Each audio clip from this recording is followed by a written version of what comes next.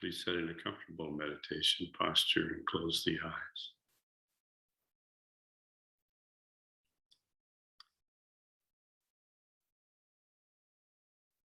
Put your attention on the silence that is always there deep in the mind.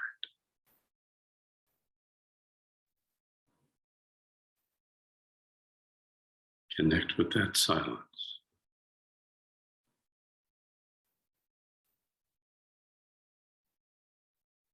This is the silent witness. You are the silent witness.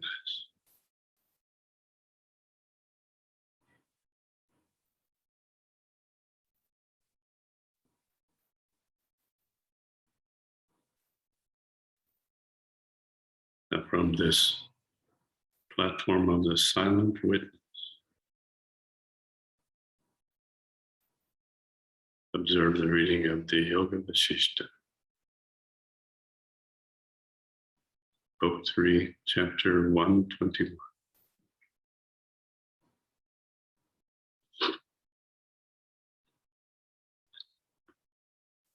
The reality of King Lavana's dream explained. Proof of the futility of mind.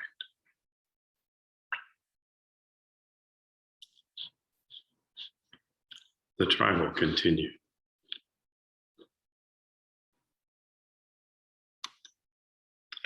O Lord of men, after a lapse of some time,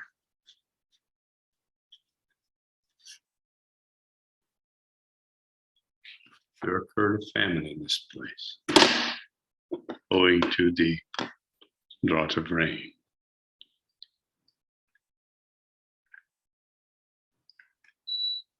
Which brought down all men under its dire pressure.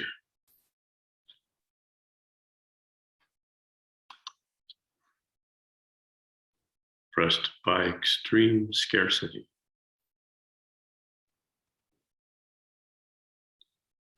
all our village people scattered far abroad,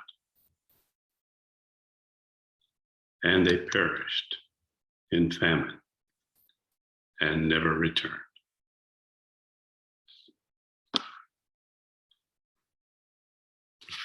From then on, O Lord,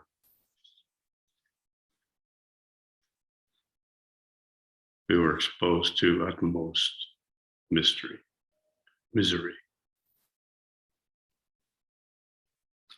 We sit here lamenting in our helpless poverty. Behold us, Lord, all bathed in tears, falling profusely from our never drying eyelids.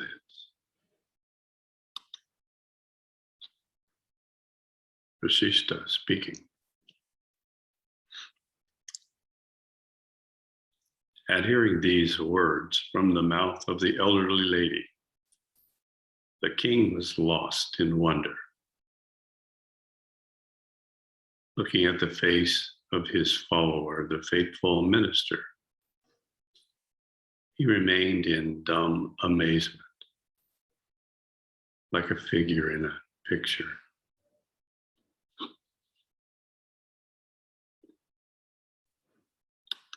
He reflected repeatedly on this strange occurrence and its curious concurrence with his adventures in the dream. He made repeated inquiries relating to other circumstances.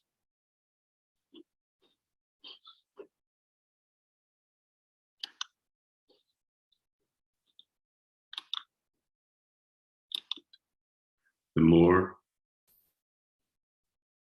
he heard and learned, the more he found their coincidence with the occurrences of his vision. He sympathized with their sorrows and saw them in the same state as he had seen them before in his dream.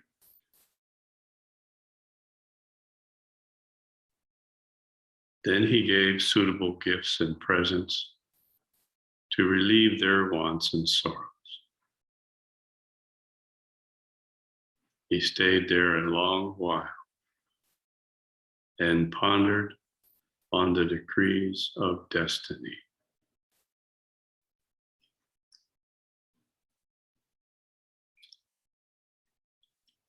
Then the wheel of fortune brought him back to his house, where he entered amidst the loud cheers and low salutations of the citizens. In the morning, the king appeared in his court hall, and sitting there amidst his courtiers, he asked me, "How is it, O sage, that my dream has come to be verified in my presence to each item and to my great surprise?"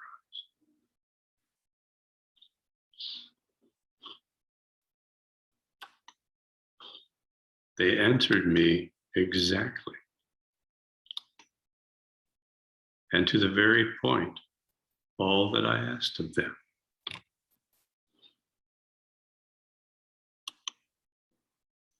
They have removed the doubt in my mind of the truth.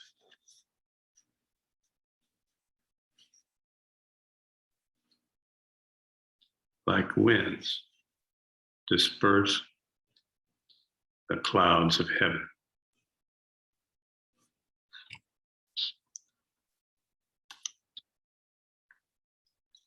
Know this, O Ram.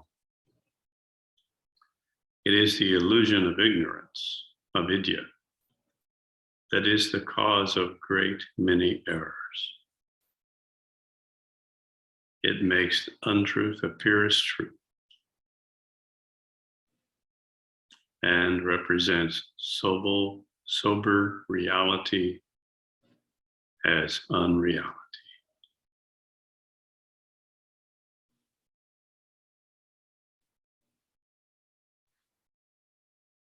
Ram said, "Tell me, sage, how could the dream be verified?" It is a mysterious account that cannot find a place in my understanding. But she still replied, "O Ram, everything is possible to the illusion of ignorance that shows the fallacy of a picture in a pot. Illusion represents the actual occurrences of life as dreams, and dreams as realities. Distance appears to be near, as a distant mountain seen in the mirror. A long time seems a short interval, as a night of undisturbed repose.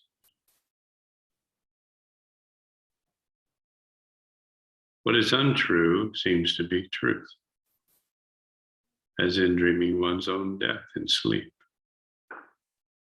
And that which is impossible appears as possible, as in flying in a dream. The stable seems unsteady, as in the false notion of the motion of fixed objects to one passing in a vehicle. The unmoving seem to be moving to one under the influence of his inebriation. The mind, infatuated by its interests, sees all that it thinks upon within itself as exposed to its view. It sees things in the same light as they are painted in his fancy, whether they exist or not, real or unreal.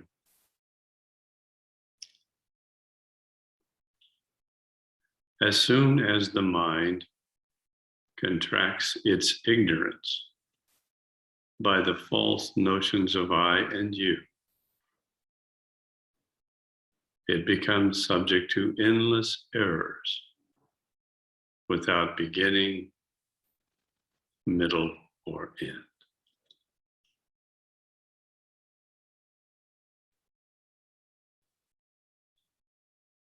So we have a curious thing to ponder, and that is pragya parat, the mistake of the intellect. All is pure consciousness. How is it possible that in pure consciousness, an aspect of pure consciousness becomes separate? We have an ocean of pure consciousness. All is one. What causes, what is the beginning of this separation of one into two?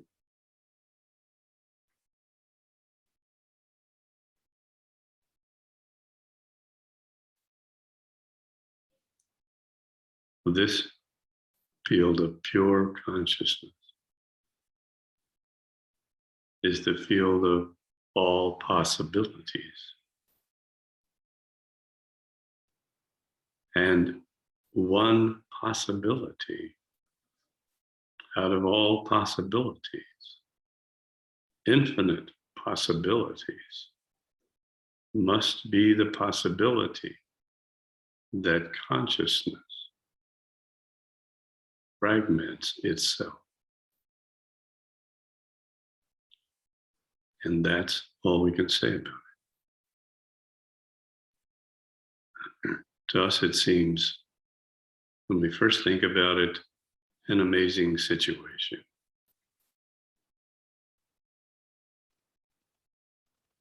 And we look around and we see billions of people,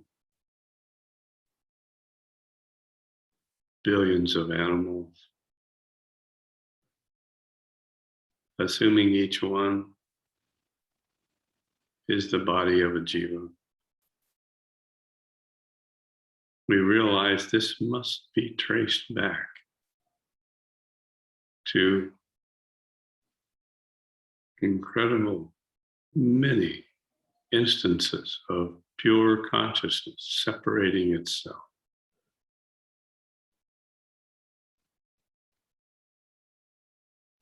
That is exactly what happens.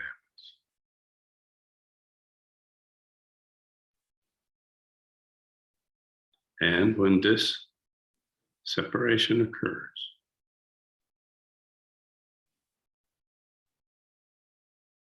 as soon as this concept arises in pure consciousness of I and you, of more than one,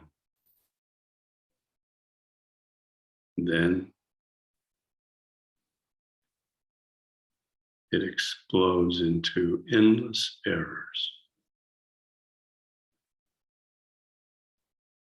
And we find ourselves here in a human body on this earth, having taken birth in one of the 4 million possible species of life as a human being, with the ability to ponder this particular curious situation. of our beginning.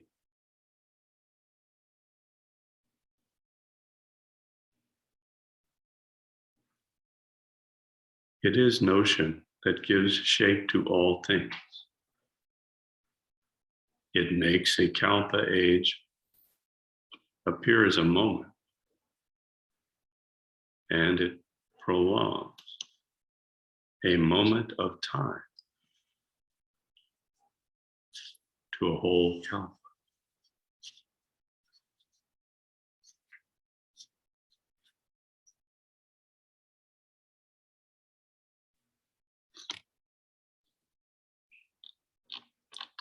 A man deprived of understanding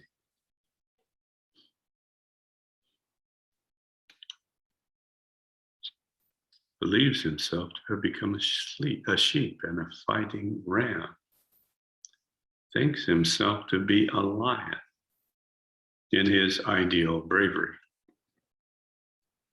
Ignorance causes the blunder of taking things for what they are not and falling into the errors of I and you.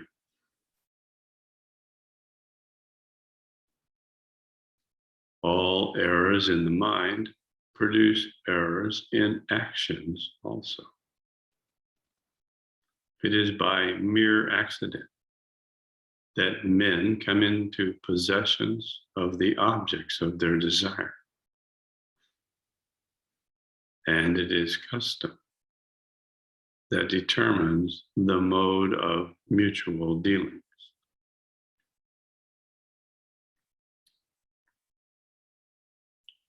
Lavana's memory of his dream living with the tribals of Bukasa was the internal cause that represented to him the external picture of that place as if it were a reality.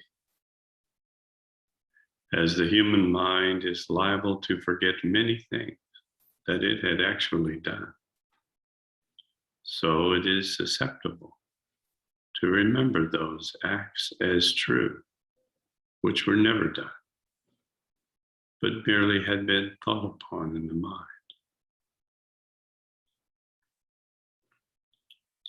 In this manner, as long as I am thinking of having eaten something, it appears true to me even though I am really fasting. The thought that I have been in a distant country in a dream appears true to me while I think the thought.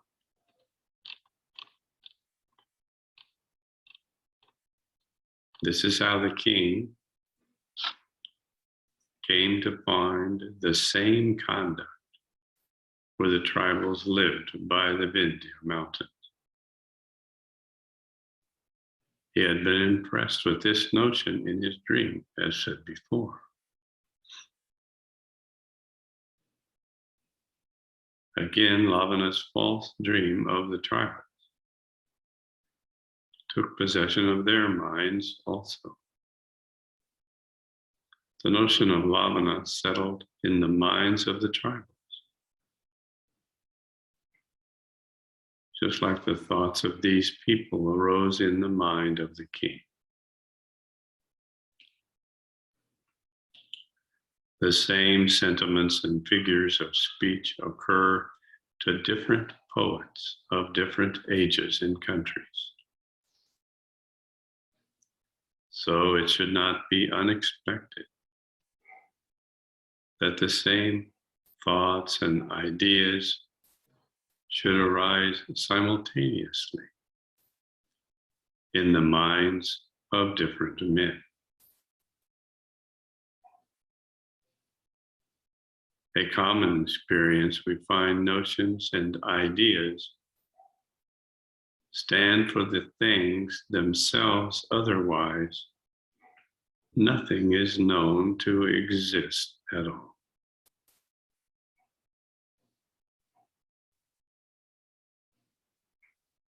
Without our mind's notion or idea of it. one idea embraces many others under it, like those of the waves and currents are contained under that of water. So one thought is associated with others, relating its past, present, and future conditions of being. Just as the thought of a seed accompanies the thoughts of its past and future states, and its fruits and flowers of the tree. Nothing is an entity or a non-entity, and nothing can be said to exist or not exist unless we have a positive idea of its existence or a negative notion of its non-existence. All that we see in our error is as non-existent as oil in sand.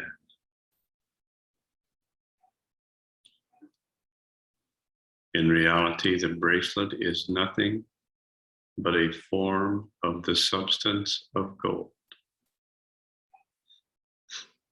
A fallacy can have no connection with the reality. Just as the fallacy of the world with the reality of God, the fallacy of the ring with the substance of gold, and of the serpent with the rope.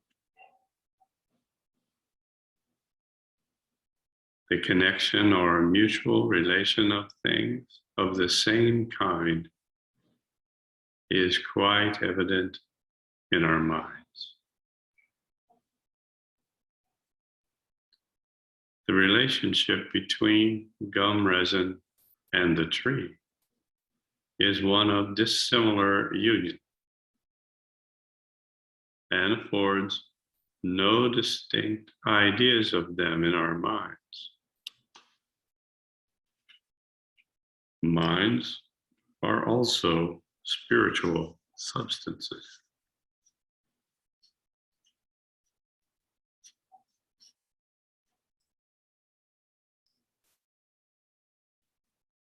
They are not like dull material stones, which have no feelings.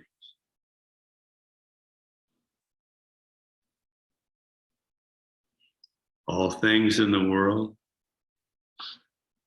are intellectually true and real. Therefore, we have their ideas impressed in our minds. There cannot be a relationship or connection between two dissimilar things, which may be lasting, but are never united together. Without such mutual relation of things, no idea of both can be formed together.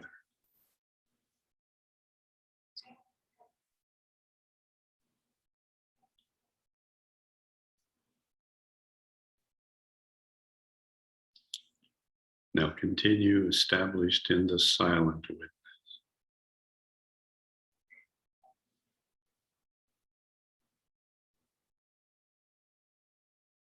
Start the mantra in the conscious thinking mind.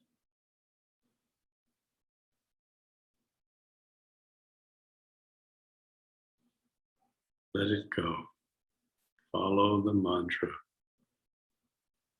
as it dives deep into consciousness.